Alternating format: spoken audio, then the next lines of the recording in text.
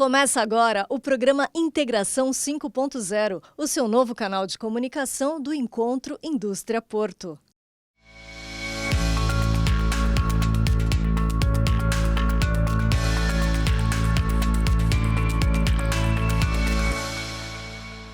Olá, o programa Integração dessa semana está aqui na CT, que é a Companhia de Aérea de Tráfego de Santos, com o presidente, que é o Antônio Carlos Gonçalves, mais conhecido por nós aqui todos na cidade como Fifi, né? E a gente vai bater um papo para saber aí dessa nova opção de descida para a Baixada Santista que está sendo apresentada, e a gente tem sempre uma preocupação com as obras complementares, que é a entrada da cidade de Santos, porque temos aí novos terminais surgindo, uma população aí crescendo na região, um número de automóveis e caminhões sempre crescente, e a gente sabe que termina a estrada dentro de uma cidade. E a gente quer saber aí se está tendo algum estudo, alguma coisa por parte do governo do estado, do governo federal, que a gente consiga aí contemplar as obras que são necessárias aqui para a gente viabilizar a entrada e saída desses caminhões.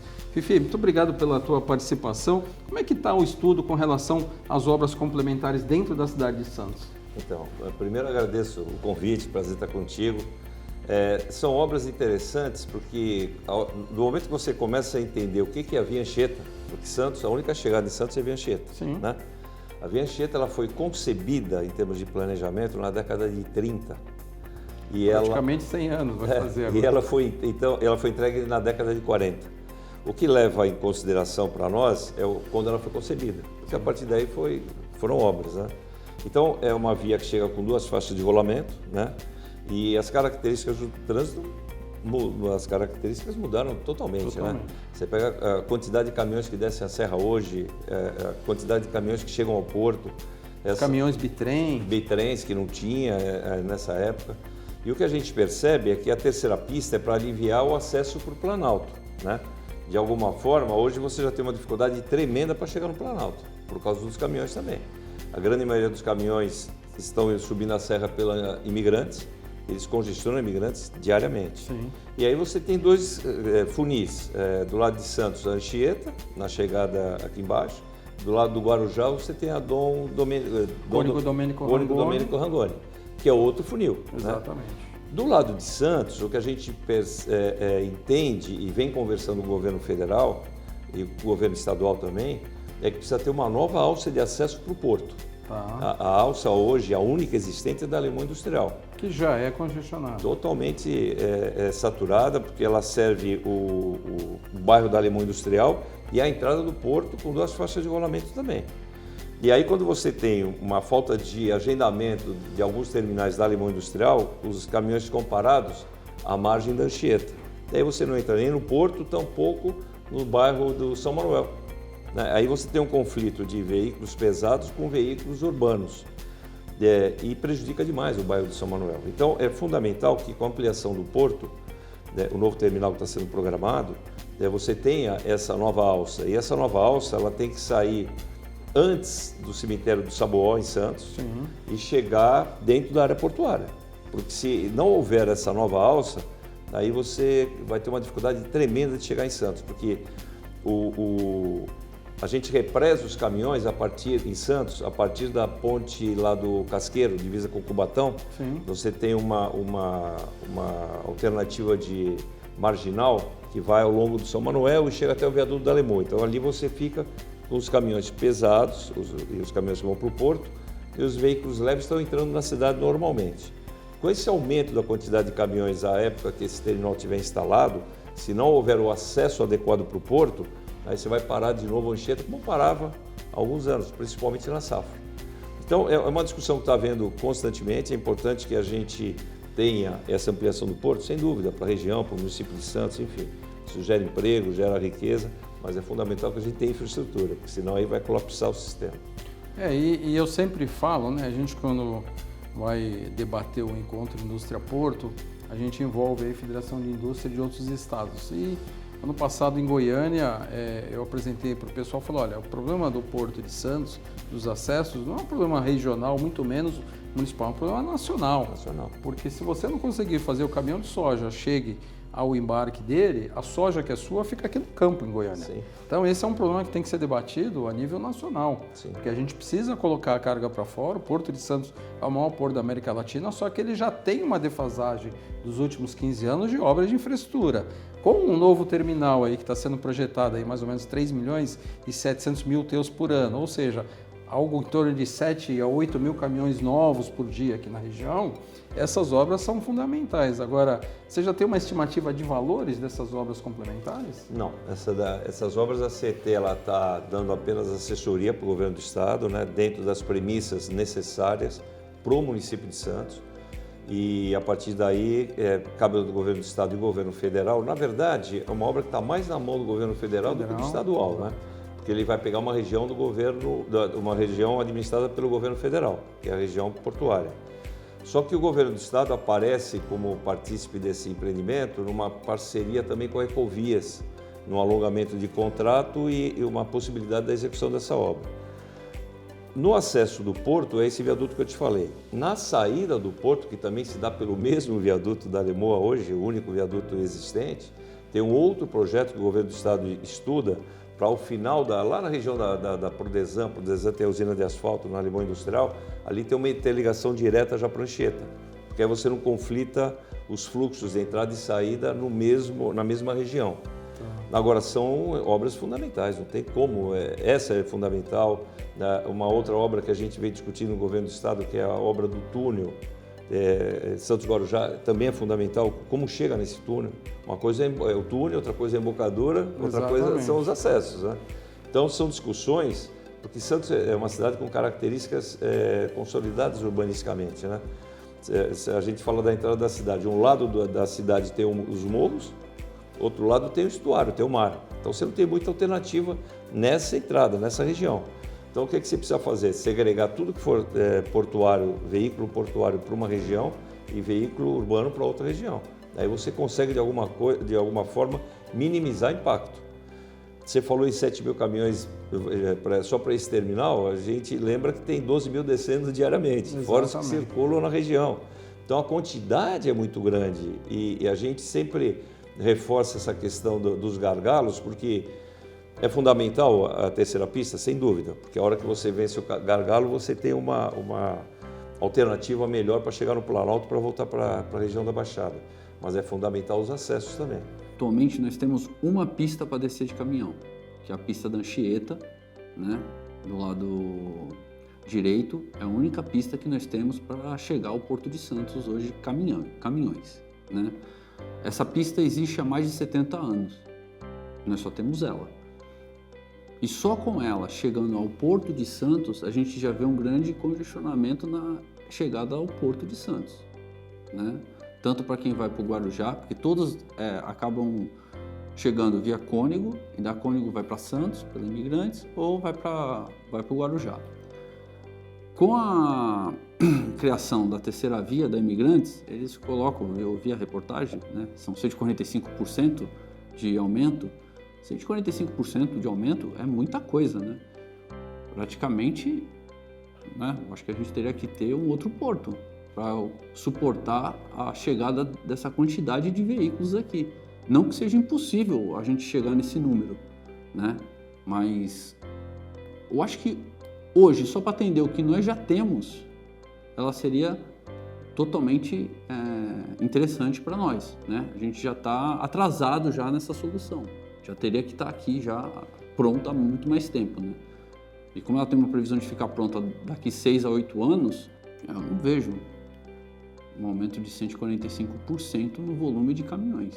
Pode ser de carros, mas de caminhões não vejo isso.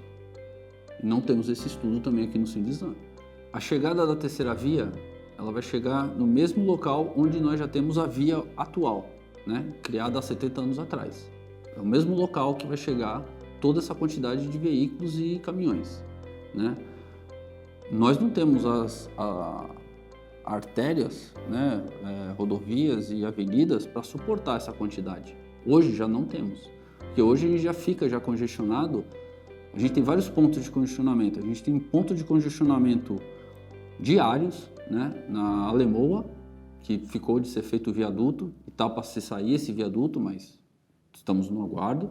Teria que ter a duplicação de todas as pistas para poder suportar o recebimento e a saída desses veículos de Santos, e também, não só de Santos, porque a gente tem Cubatão, porque todos os caminhões passam por Cubatão ou ficam lá, muitas vezes, tem muitos terminais portuários e granéis sólidos e fertilizantes, tudo vai para Cubatão, então Cubatão também já está saturado a rodovia, e Guarujá também.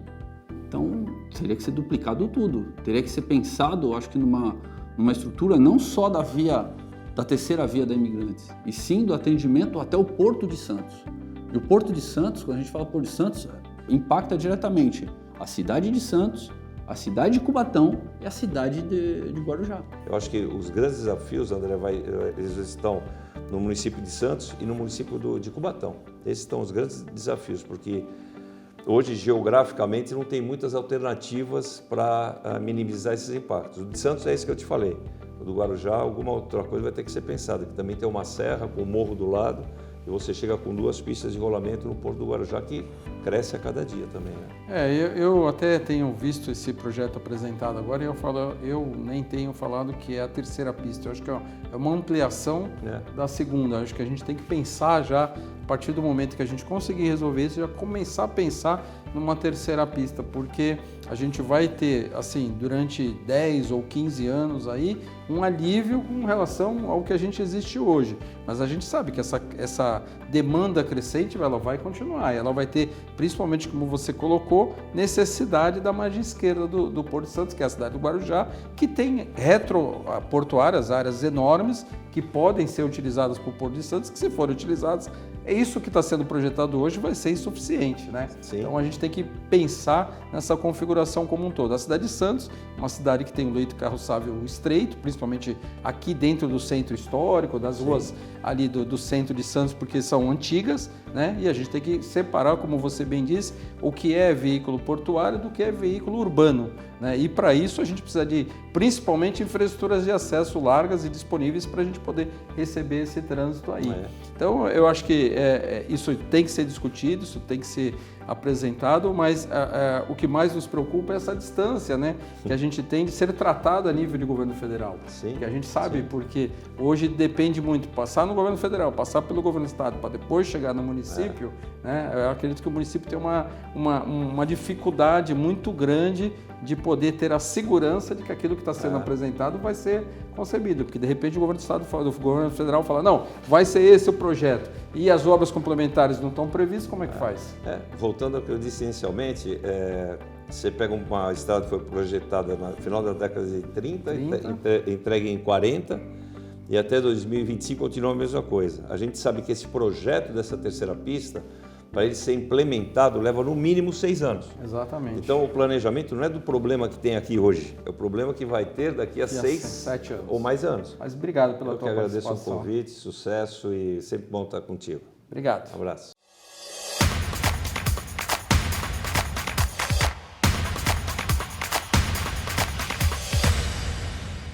Um grande tarifaço pode estar a caminho e a ameaça agora vem da OTAN ao Brasil e se refere à compra de petróleo e gás da Rússia. O secretário-geral da aliança, Mark Rutte, deixou claro que a Índia e China também podem sofrer sanções secundárias de até 100% se continuarem a importar energia da Rússia. A Petrobras anunciou essa semana que o navio plataforma P-78 já deixou o estaleiro em Singapura, rumo ao Campo de Búzios, na Bacia de Campos, uma das áreas mais produtivas do pré-sal. Esse é o 7º petroleiro instalado na região e deve reforçar a capacidade de produção da estatal. O Porto do Itaqui registrou sua melhor movimentação da história, com mais de 17 milhões de toneladas. A maior parte foi de granéis sólidos, que representaram cerca de 70% do total. O destaque ficou para a soja e fertilizantes, que também tiveram uma grande alta. O Brasil se prepara para mudar a forma como planeja sua infraestrutura de transportes. O novo Plano Nacional de Logística 2050, previsto para ser lançado ainda este ano, promete romper com decisões baseadas em interesses políticos e dar voz ao setor produtivo. Essa e outras notícias você acompanha no site jornalportuario.com.br ou através do nosso canal no WhatsApp 13 99706 0000. Um grande sinal de alerta já se acendeu no Porto de Santos, que escoa pelo menos 30% do comércio internacional brasileiro. É que com a taxação de 50% anunciada pelos Estados Unidos, pode ocorrer um impacto negativo nas exportações a partir do dia 1º de agosto, data prevista para que a medida passe a valer. Muitos empresários já consideraram que há um grande risco de perda de cargas. No ano passado, os Estados Unidos importaram mais de 8 milhões de toneladas de carga pelo Porto de Santos, ficando atrás apenas da China, que importou mais de 42 milhões de toneladas. Os principais produtos que saíram para os Estados Unidos em 2024 foram café, suco de laranja, carnes, óleo bruto e máquinas. Agora, até o início do mês que vem, é aguardar para ver o que realmente deve acontecer. Não deixe de acompanhar as edições do Integração 5.0, toda sexta-feira, aqui mesmo no canal do Encontro Indústria Porto. Faça sua inscrição, ative todas as notificações e fique por dentro do que acontece de mais importante nas indústrias e nos portos do Brasil.